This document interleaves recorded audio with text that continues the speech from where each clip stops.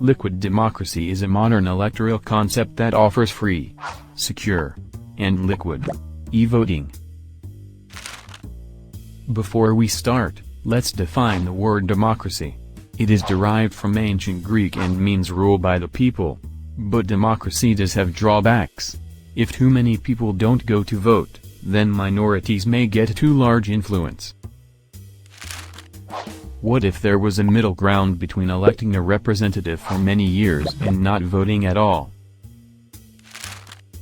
This is what liquid democracy offers.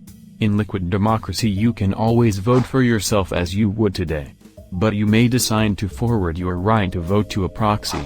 A proxy may be anyone, for example a friend or an expert in an area. When a proxy casts his vote, then his vote also counts for all rights to vote that were delegated to him. Ballots for his delegee will also be created. But a voter may always choose to vote for himself, even when the proxy has already casted a ballot for him. A voter's own decision will always overrule the vote of any proxy, and a delegation to a proxy can be withdrawn at any time.